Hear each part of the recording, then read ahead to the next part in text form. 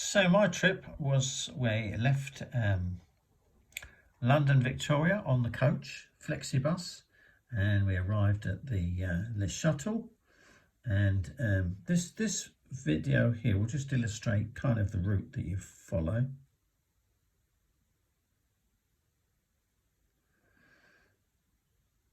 Apparently they went through passport control really quickly as a car driver, and before you know it they were down on the station entering the Le-Shuttle. Now the coach does the same sort of course, but for some reason it just took so much longer.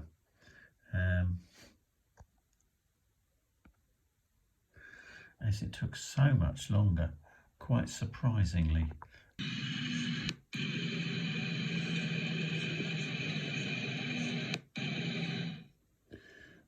So this is driving to the through passport control and then past passport control.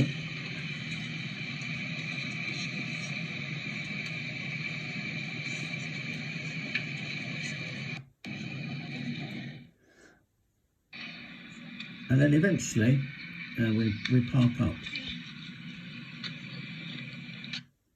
Now what happens is when we went through passport control, there was no one there. It was 10 to 12, it was midnight, and there was absolutely no one around. You'll see in the video in a moment.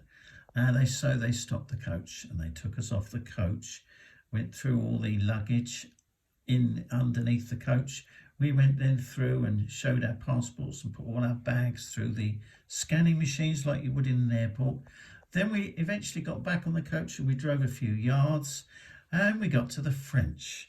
We then got out of the coach again, and the whole thing was repeated, except that the French, they didn't actually open up and look in the hold of the coach.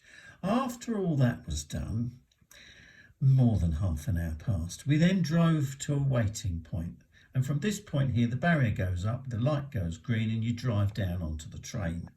So this is at the waiting point. Now we were told by the driver it would be 30 minutes. It ended up being an hour and 20 minutes. So, you know, not that brilliant. Listen to this.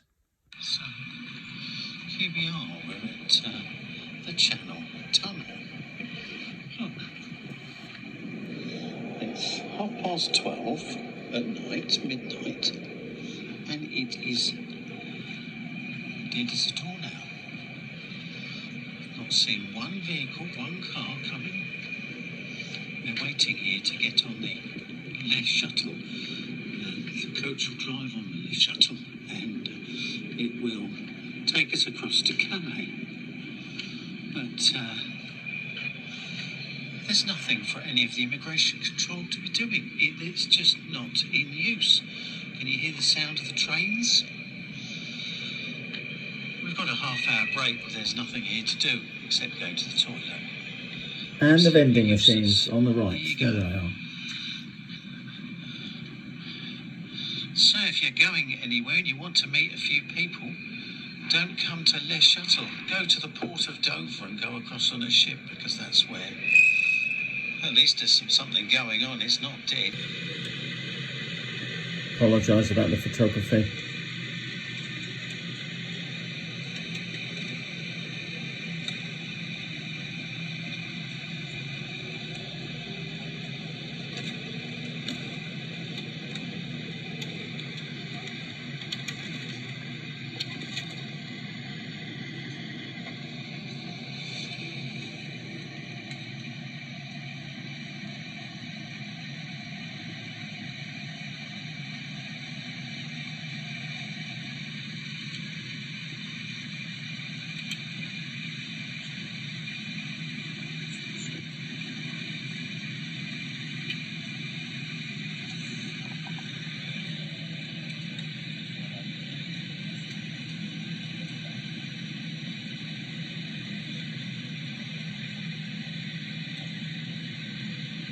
The coach driver really had to take it slowly here.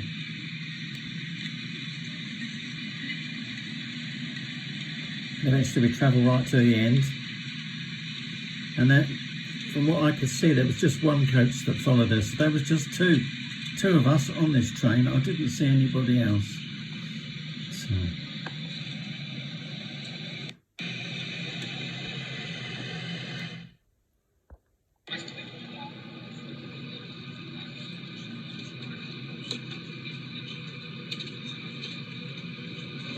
It took ages driving down here, about 15 minutes and a warning sign, and then the train started to move. You could feel it. Then I got down and had a little look outside the coach.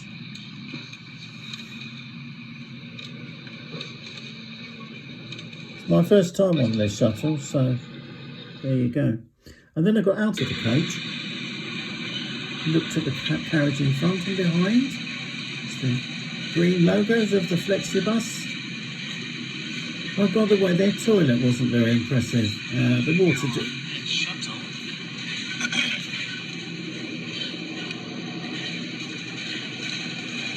Carriages. The carriage the other way was empty. This one, yep, there's a bus there. There it is. Interesting, isn't it? We've been waiting since 10 to 12. It is now 20 minutes past 2. And we're halfway across the English Channel in the tunnel.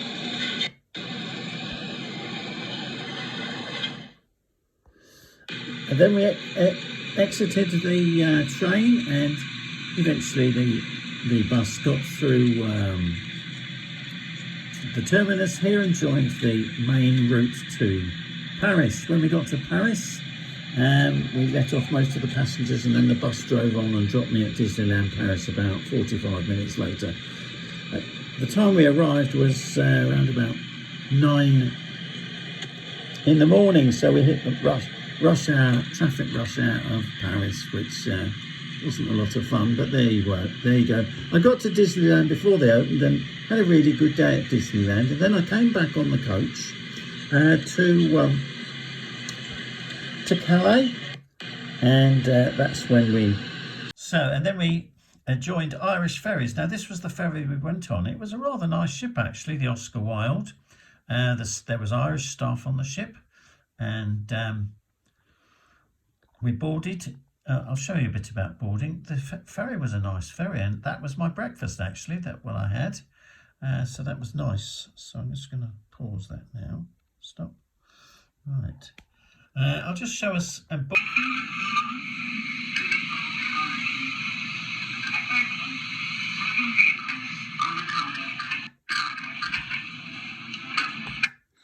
So that was inside the coach. Obviously drove onto the ferry, and then we went upstairs. So I found that the ferry crossing was very nice. It only took 1 hour and 20 minutes, and then we arrived in Dover, the White Cliffs of Dover, at sunrise of all time. So that was actually rather nice. And then I escaped being on the coach, and I jumped. An hour or so later, I travelled on HS1, the Southeastern high-speed train, back to London. So that was rather nice, because that took about 55 minutes. The journey on the coach would have taken 3 hours, and it took me 55 minutes on high speed one. I've got some shorts on that, actually, about the speed and the time it took. It cut my journey time by a lot and enabled me to enjoy the port of Dover for at least an hour watching the shipping. I've got 1 or 2 shorts on this video channel on that anyway. Thank you for watching. So would I go with Flexibus again? Not if I was taking my wife. I'll travel at a reasonable time and try and get there quicker. Use perhaps Eurostar or something. That would be better. If you're travelling on your own, it's okay if you don't mind the discomfort. You're not going to get much sleep either way, really, truthfully. But it served my purpose. Flexibus, the toilet did work both ways, but the basin on one of them wasn't working, and the soap seemed missing on the way out. But the toilet was okay. You just couldn't do anything else in there. So thank you for watching. That's my little holiday away.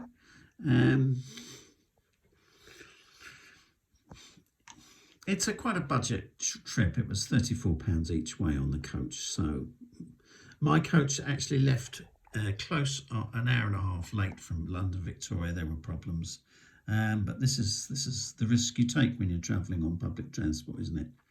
Thank you and take care.